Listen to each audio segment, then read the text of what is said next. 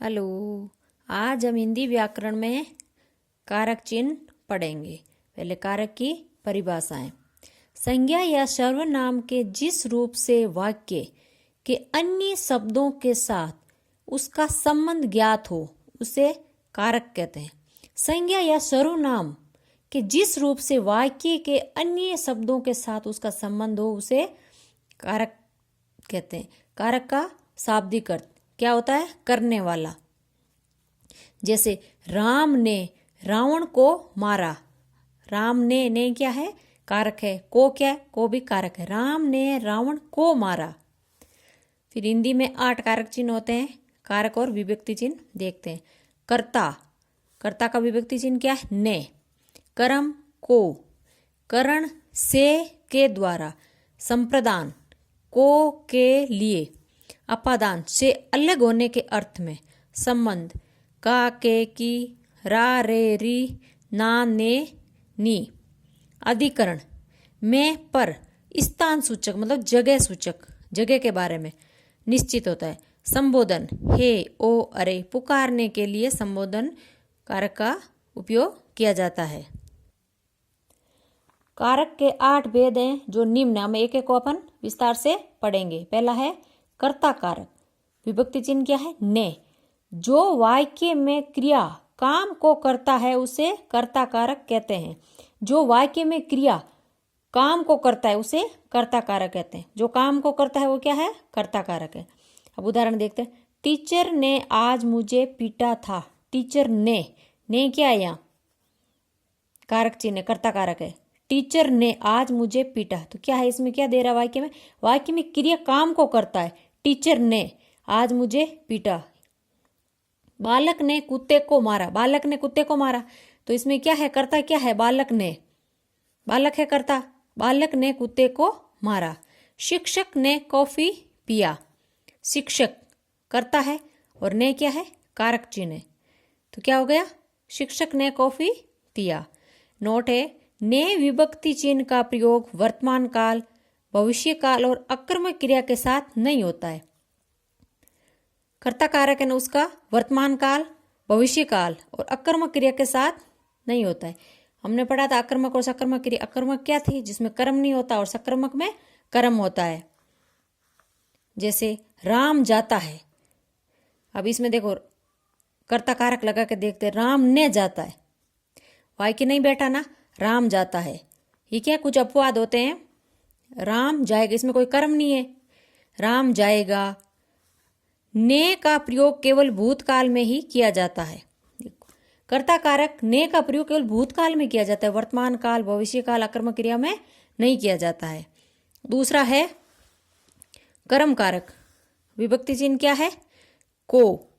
वह वस्तु या व्यक्ति जिस पर क्रिया का प्रभाव पड़ता है उसे कर्म कारक कहते हैं। वस्तु या व्यक्ति जिस पर क्रिया का प्रभाव पड़ता है, क्रिया का प्रभाव पड़ा, वो क्या है? कर्म कारक। कुछ उदाहरण देखते हैं। राम ने रावण को मारा। राम ने रावण को मारा। को क्या है? कर्म कारक है। बच्चों ने बिल्ली को मारा। नोट, को विभक्ति चिन्ह का उपयोग निर्जीव कर्म के साथ नहीं होता है। इसका किसके साथ होता है? सजीव कर्म के साथ ही प्रयोग किया जाता है। उसने आम खाया। आम तोड़ने के बाद निर्जीव हो गया, उसने आम खाया। कुछ अपवाद है। निम्नलिखित शब्दों में से कोई शब्द आए तो उसमें कर्म कारक का प्रयोग ही किया जाता है। कुछ वाक्य आ जाएंगे ना, ये दे रखे हैं शब्द इनमें से, तो उसमें भी कर्म कारक ही होगा। दूध दुहना, याच मतलब भीख होता है, मांगना, पकाना, दंड दंडित करना, चुनना, बोलना, ले जाना, चुराना, बुलाना, भगाना, सुलाना, कोसना, पुकारना और जाने के अर्थ में भी कर्म कारक का प्रयोग किया जाता है। कुछ उदाहरण है। वह गाय से दूध दूहता है। आ गया दूध दूहना। दूध, ये क्या है? कर्म कारक है। अध्यापक छात्रों को दंडित करता है। दंडित कर्म कारक। वह बाजार जाता है, जाने के अर्थ में भी होता है कर्म कारक का प्रयोग। तीसरा है करण कारक। विभक्ति चिन्ह क्या है? से या के द्वारा। क्रिया करते समय कर्ता के जिस साधन का उपयोग करती है या जिसकी सहायता से काम को किया जाता है उसे करण कारक कहते हैं। जिस साधन का उपयोग करती है और जिसकी सहायता से काम होता है वो क्या है? करण कारक है। उदाहरण है, राहुल ने सुअर को बंदूक से मारा। साधन क्या है? बंदूक। बंदूक से मारा, से क्या है? करण कारक है। वह कलम से लिखता है। कलम क्या है? साधन है। राजू ने चाकू से सब्जी काटी। से क्या है? विभक्ति चिन्ह है, करण कारक है। चौथा है संप्रदान कारक। विभक्ति चिन्ह के को या के लिए। जब कर्ता किसी दूसरे के लिए कार्य करता है उसे संप्रदान कारक कहते हैं। कर्ता किसी दूसरे के लिए काम करता है वो क्या है? संप्रदान। जैसे सीता ने राम को गुलाब का फूल दिया। अब सीता खुद के लिए फूल नहीं लाई, राम को गुलाब का फूल दिया, तो राम क्या है? दूसरा। सीता ने राम को गुलाब का फूल दिया, राम क्या है? दूसरा पर्सन है।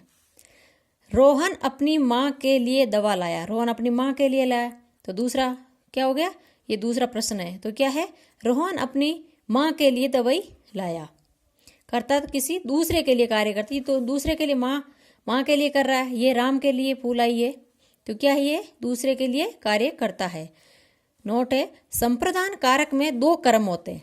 जहाँ देने का भाव प्रकट होता है वहां को विभक्ति होती है का उपयोग किया जाता है। देखो, देने के भाव में भिखारी को भिक्षा दो, भिक्षा दे रहे हैं, तो क्या है? देने का भाव, वहां क्या लगेगा? को विभक्ति लगेगी।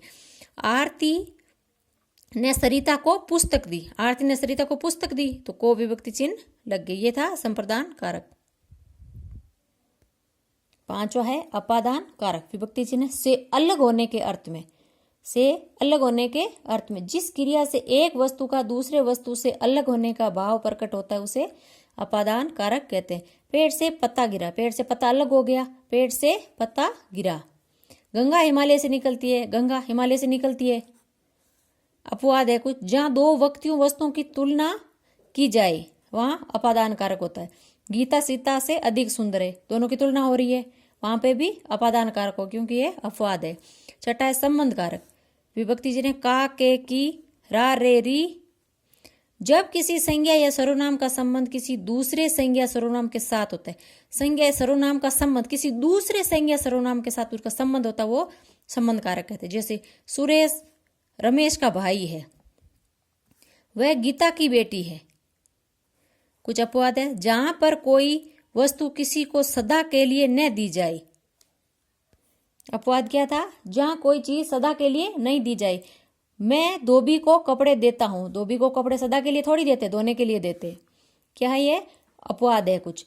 सातवां है अधिकरण कारक। में या पर, स्थान सूचक मतलब जगह सूचक। जिस क्रिया से आधार प्रकट होता है और जगह का पता चलता है उसे अधिकरण कारक कहते हैं।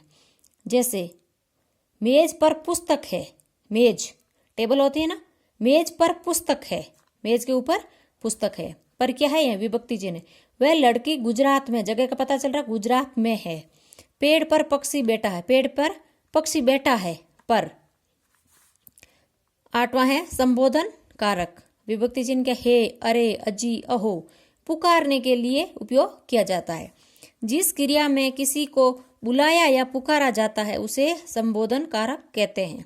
जिस क्रिया में किसी को बुलाया या पुकारा जाता है उसे संबोधन कारक कहते हैं। जैसे अरे गीता यहाँ आओ, किसी को बुलाते हैं तो बोलते हैं अरे गीता इधर आओ। अरे क्या है? संबोधन कारक। अजी सुनते हो, हे यहाँ आओ, ये क्या है? संबोधन कारक। ये थे हमारे कारक। 8 भेद कारक है।